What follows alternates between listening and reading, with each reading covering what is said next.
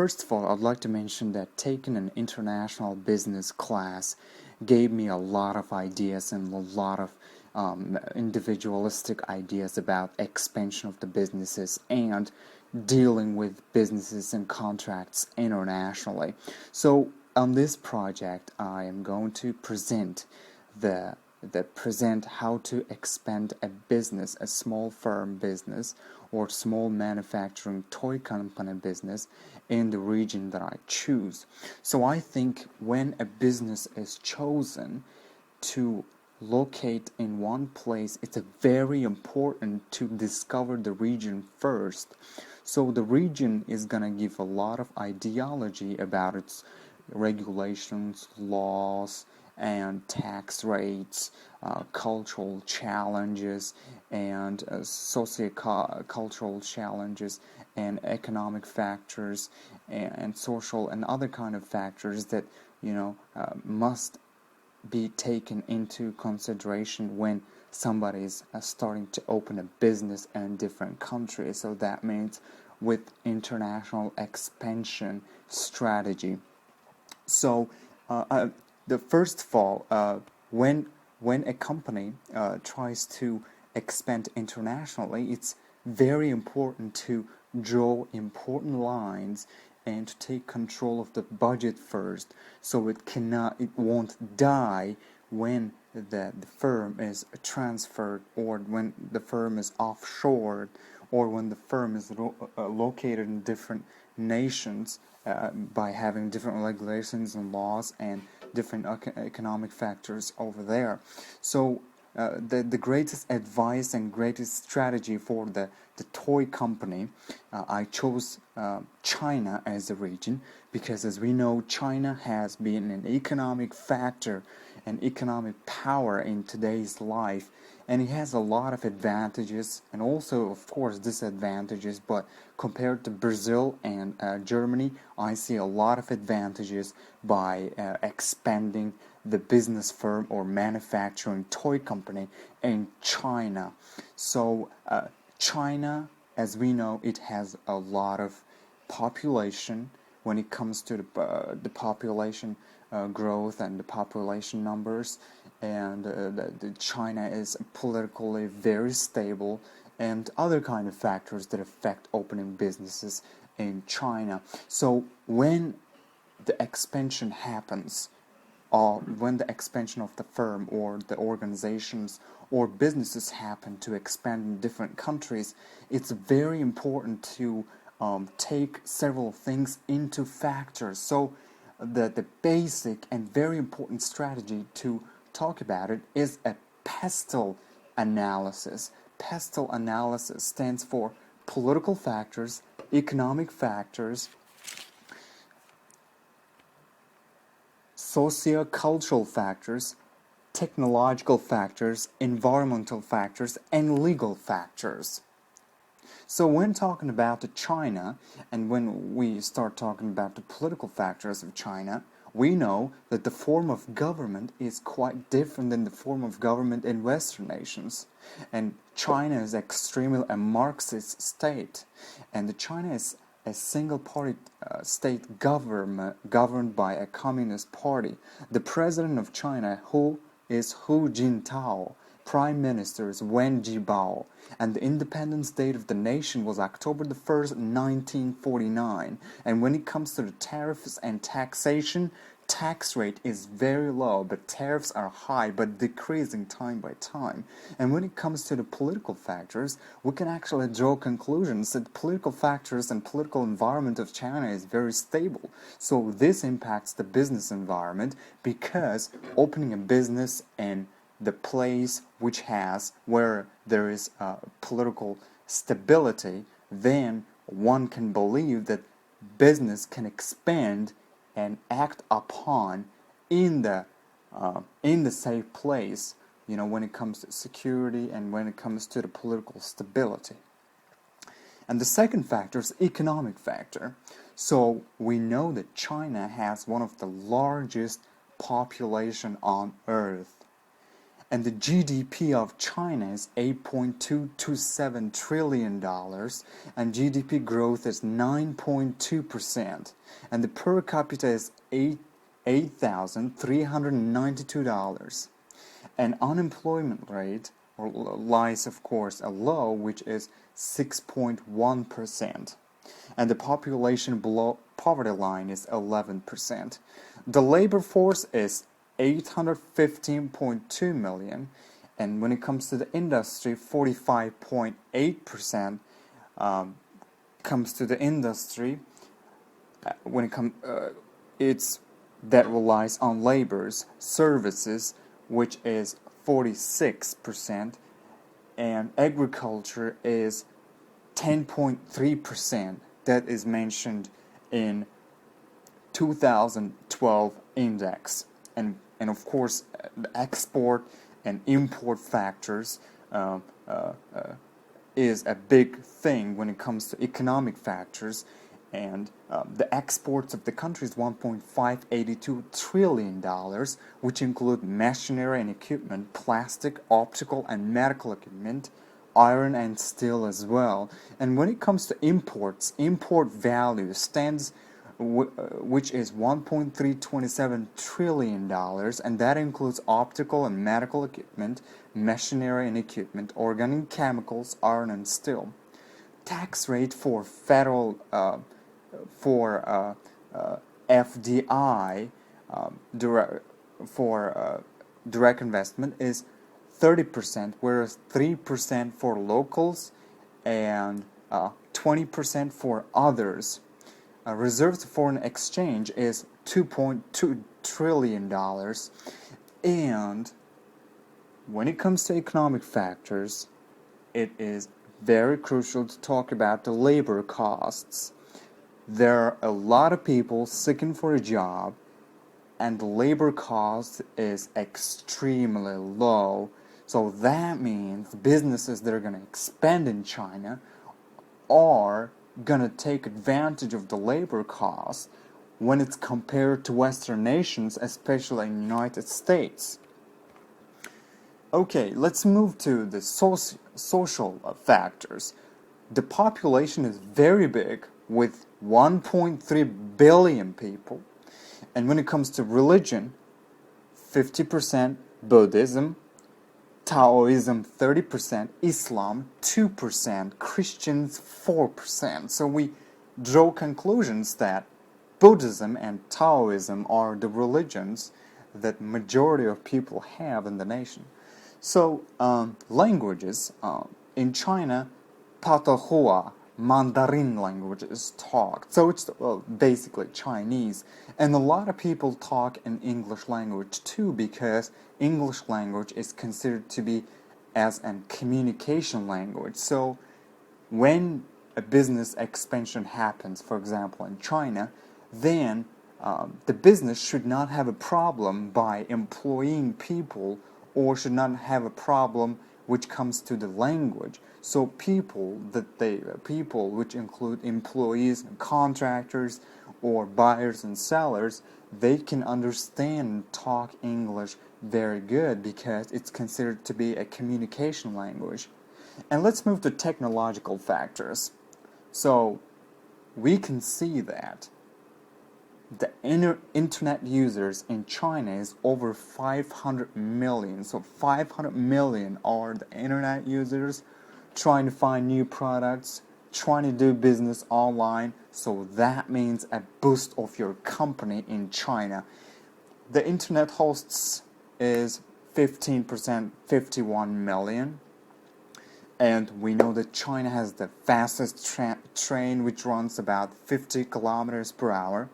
And in September, the first Chinese space station model, Tiangong-1, was launched to construct the largest space station. China constructed a successful anti-satellite missile.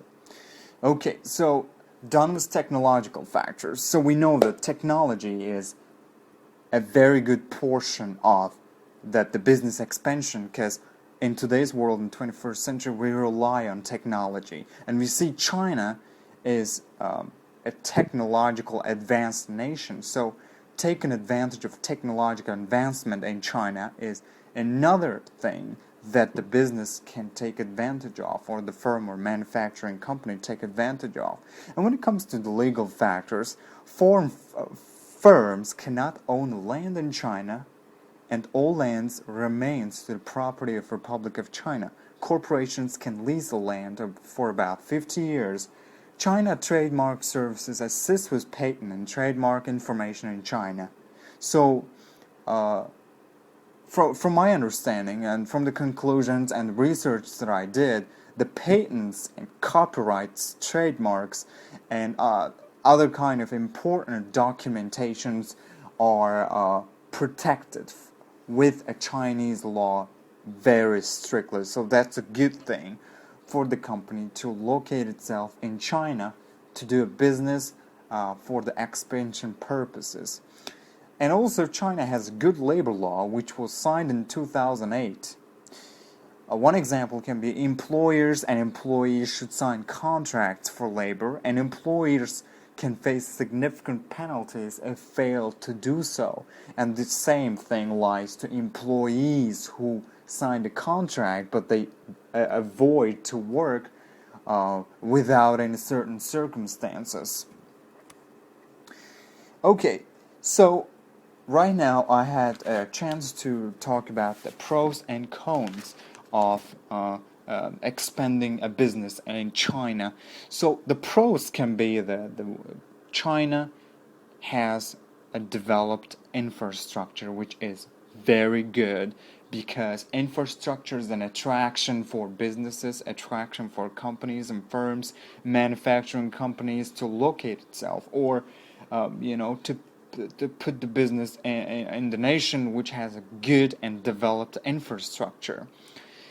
And accessibility of markets increasing since World Trade Organization membership. So China is the part of World Trade Organization. So so there is a great access of markets, and entrepreneurial spirit in China. So the form of the business and the form of the regulation is basically capitalistic. So which means businesses that they locate there can see the capitalistic advancement, can see the capitalistic regulations, and move forward to make the most profit. So when it comes to the cons,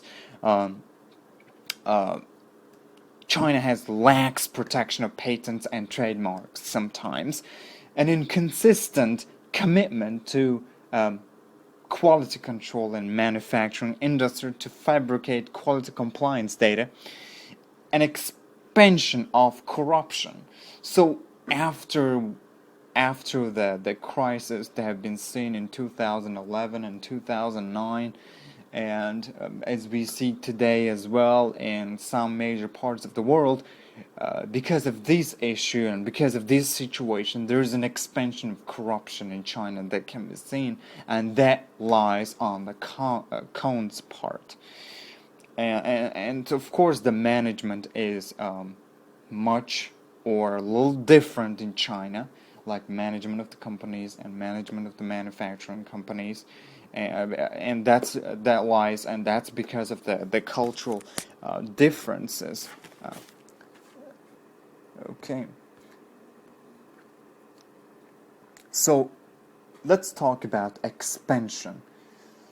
How are we going to expand in China, and what kind of strategies are we going to have for the expansion purposes, and what kind of opportunities do we have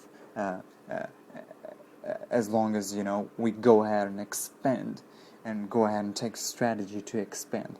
So the opportunities for expansion are extremely cheap labor, cheap raw materials, and plus hot toy market.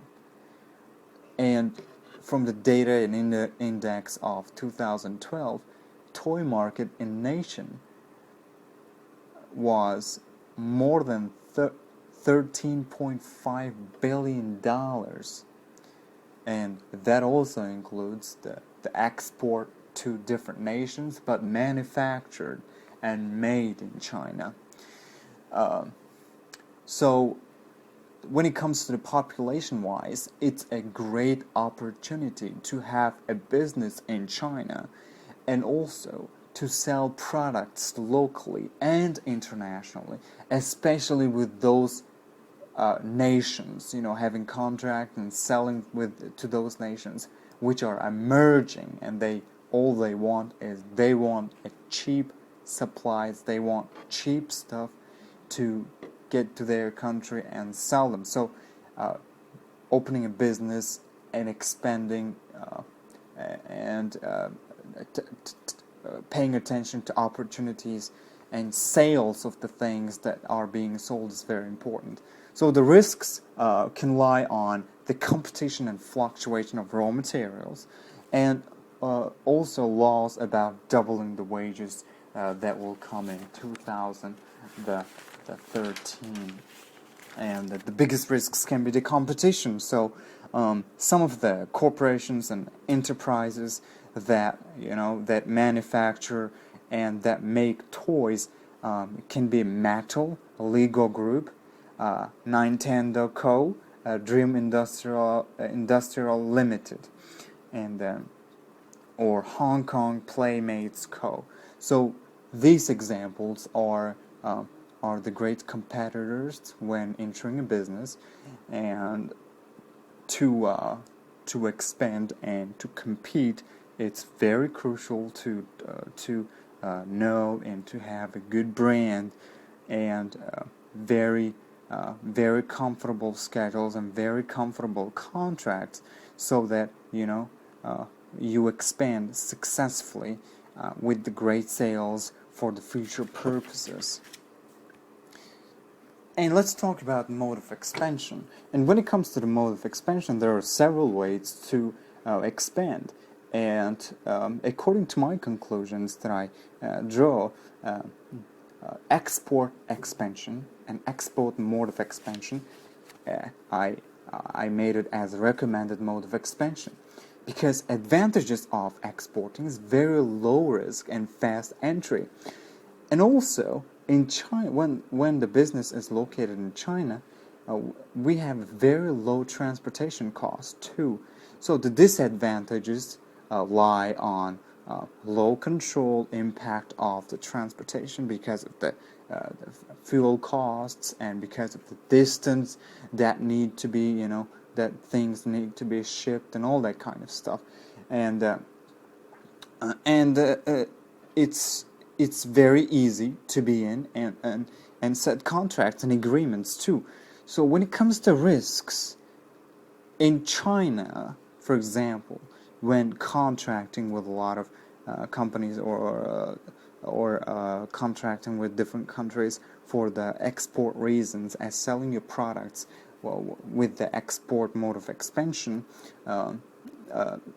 refusals of contracts and agreements from different nations by having different laws and regulations. So that means the refusals of the contracts and agreements can happen a lot. So to avoid this, the firm must be very comfortable working with different companies and different customers, so that the company and the firm can understand their values and can understand their cultures and can show the most respect and can give a great deal that nobody else gives to expand in the initial ways. So I think when company is located, for example, a toy company, when it's located in a different nation, then the company is going to be in different cultural place. The company can see a lot of challenges. The company can see a lot of differences when it comes to laws, when it comes to economic factors and different kind of stuff. So I think the first thing to take an action is a cultural challenges. The company faces a lot of cultural challenges, and when it comes to the cultural challenges, it's very important to mention the hosted explanation. So the people who are going to expand in different nations has to understand a little bit of information about the power distance, individualism, collectivism, masculinity, femininity, and uncertain avoidance of different country. So let's say, for example, when it comes to the power distance, it's very high in China and low in Western nations. So that means, when power distance is low, then people, for example, in Western nations, they're pretty straight and they can talk whatever they want, and they can, say their purpose and what they mean. But in China, it's very high, so they explain things with feedbacks, and they infer things a lot. So people should get to know a little bit about power distance, understanding of power distance, to meet the needs of the customers and needs of the people who set a contract with the business. And when also individualism is very important. And China is lower when it comes to the individual, but the Western nations are higher. So that means that in Western nations, for example, thinking about self is very high, but in China, it's not. People think about their families a lot and other kind of factors. And Western nations are short-term oriented, whereas China is long-term oriented. So the CEOs and other people, for example, in Chinese environment, they tend to say sorry if they make mistakes, or they tend to say sorry if something happens. The solutions, of course, is the solutions for the cultural challenges can be, going to the nation, finding out about the nation, seeing the culture with the own eye, reading the history about the nation, and understanding people, and the and learn cultural feedbacks, and how cultural ways to talk, cultural ways to say hi, or for example to bow, that happens in a lot of countries, or in some countries, for example, it's very respectful if somebody meets someone and kisses that person, and that's very acceptable and respectful for different cultures. And in some regions of China, it's very respectful, for example, and that means this is a challenge. And if customers, if employers, or if the CEO of the company goes ahead and tries to expand the business, he or she must understand the cultural challenges. He must understand the cultural differences, and it's very good to act in their culture, so that way it makes it easier to do a business together and to understand and have a common understandings. And when it comes to the awareness of co-workers, showing respect to the culture and protecting other people's feelings. So in China, people try to protect other people's feelings, and secret is very, very highly protected, for example, in China. And doing different kind of contracts and doing businesses in China, it has a lot of secret things. And setting a secret things with the contractors and other business people and customers is highly respected. So that means keeping a secret and showing a respect to the other nations' cultures and protect other people's feeling is the awareness when it comes to the co-workers. So that co-workers should be aware to make sure they respect the culture, make sure they find out about the culture, make sure they act in a way that's accepted in the culture, and make sure they have a little bit of information of understanding their feedbacks, and make sure they provide the needs that is needed in different culture, so that the workers, employees that are from China working in the firm, in the toy manufacturing company, for example, are not discriminated on cultural basis, or are not harmed sociologically or psychologically when it comes to the cultural basis. So these are the challenges and the awareness of coworkers that lies when it comes to the cultural challenges.